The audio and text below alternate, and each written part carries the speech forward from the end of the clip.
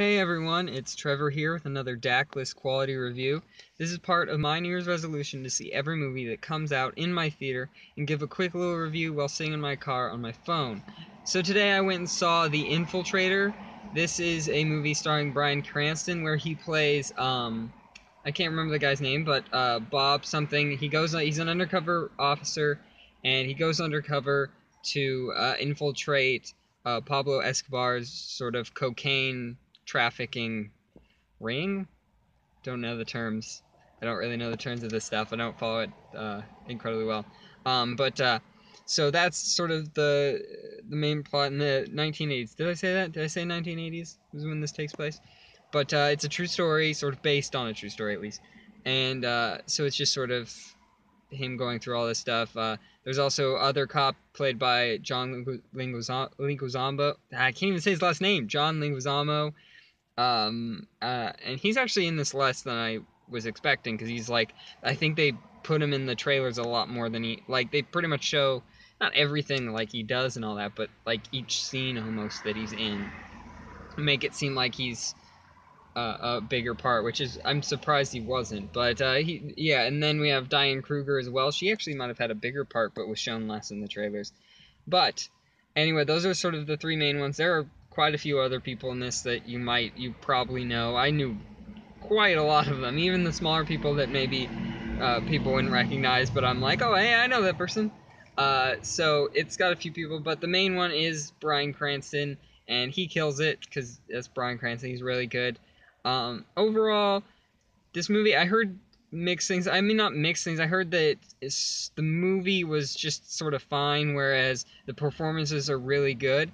Whereas for me, actually, they had definitely some poor bits and some slower bits where I was uninterested, and that's mostly because it's not really my type of movie.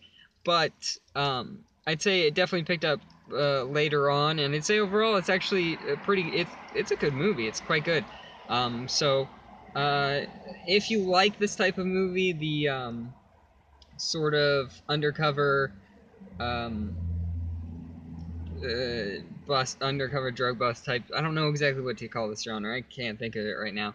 But if you like this sort of type of movie, this thriller-esque thing that they're doing, I think you should definitely see it. It's quite good. It's probably not the best thing that's going to come out, but performance-wise, as I said, Bryan Cranston in particular, but everyone. I mean, there's quite a few people in this that they're good actors. This is a well-acted movie by all the people.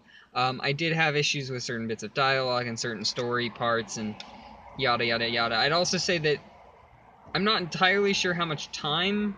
Actually, it said dates at the end of terrible dates, but if I remembered them, it did say dates like at the end of the movie. You know where they are now, what happened. That they always do with these true story things.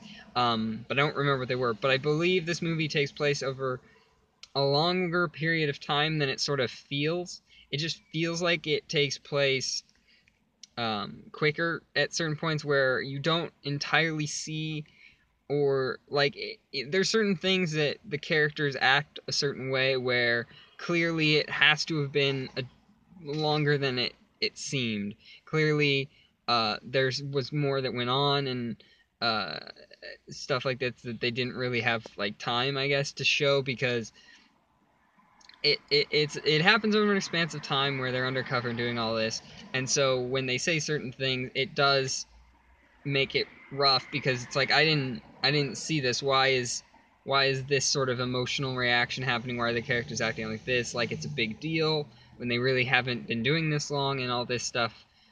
It doesn't entirely set that up well. There's some weird interactions at certain points, weird bits that I didn't care for. I don't know if they were um, particularly. I mean, they were. I was gonna say particularly necessary, but it was more that I don't think they were particularly well like written or directed in some ways.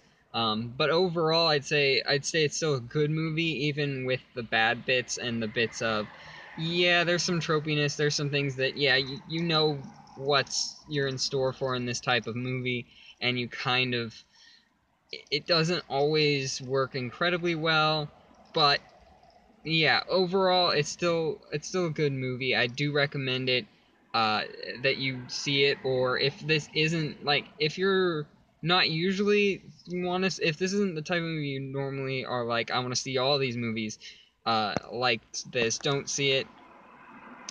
It's maybe like a rent or something, because it's not going to be the top movie like this, I think, that comes out this year. I mean, we're going to get those ones around like Oscar season. I'm sure we're going to get some of those ones.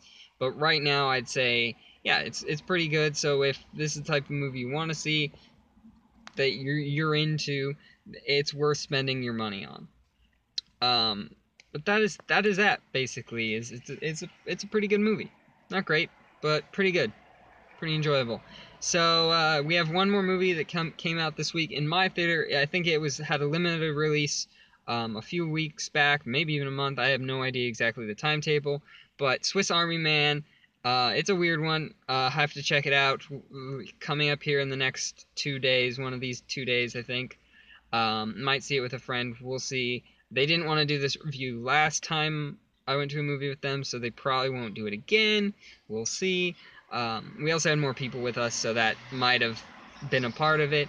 But yeah, that's what's going to happen. We're going to see that. I'll hopefully remember what movies are coming out next week. I know Star Trek Beyond is one of them, so stay up for that. It's a geeky thing, so I'm ready for that.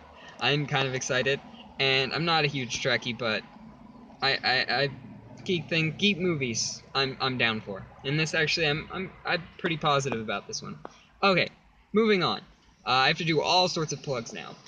So yeah, subscribe to this channel for more reviews such as this. You can also check out here, we have trailer reaction videos to all the geeky trailers that come out for TV, movies, video games, even comic books sometimes, whatever else.